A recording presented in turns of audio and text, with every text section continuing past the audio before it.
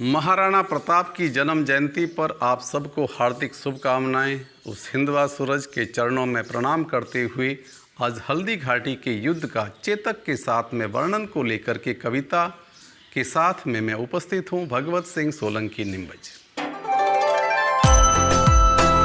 हल्दी घाटी रण के किस्से जब जब सुनाए जाते हैं, राणा संग चेतक के किस्से तब तब बताए जाते हैं। दिल धड़कने लगता है, सांसें तब थमने लगती है, चेतक की रवानी के किस्से जब याद दिलाए जाते हैं। हल्दी घाटी रण के किस्से जब जब सुनाए जाते हैं।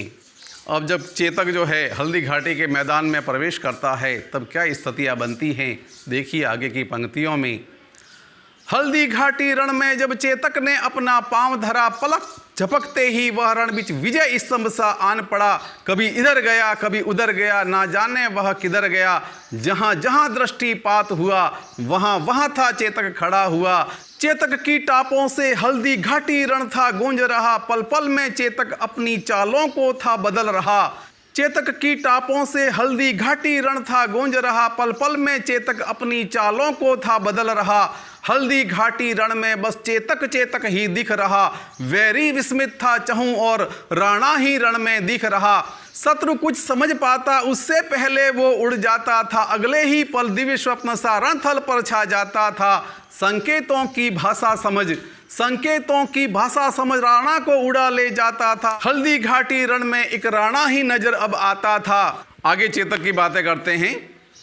अश्व नहीं अवतार बनकर युद्ध भूमि में आया था, एक नहीं चतवार बनकर रणभूमि में छाया था। राणा के दिल की बातों को संकेतों में समझ रहा, कभी हवा से कभी धरा से शत्रु पर वह टूट रहा।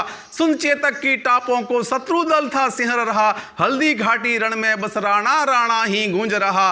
हल्दी घाटी रण में बस राणा राणा ही गूंज रहा। और राणा के इस भयंकर रूप और चेतक की चाल को समझ करके और हल्दी घाटी में अकबर की सेना की क्या स्थिति हुई थी उसके विषय में अगली पंक्तियां हैं।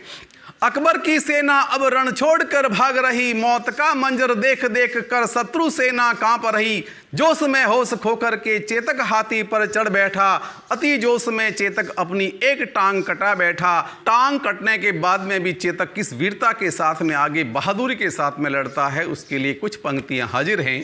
तीन टांग पर भी चेतक अपना कर्तव्य दिखा रहा और अपने तन के लहू धरा को शोणित कर रहा। देख दुविधा में राणा को तीन टांग पर निकल चला, राह में नाले की बाधा थी पर वह एक पल भी नहीं रुका।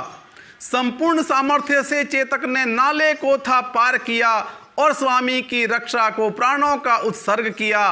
चेतक की स्वामी भक्ति पर राणा नतमस्तक हुआ और जो सर कभी ना झुका कभी चेतक चरणों में झुका हुआ।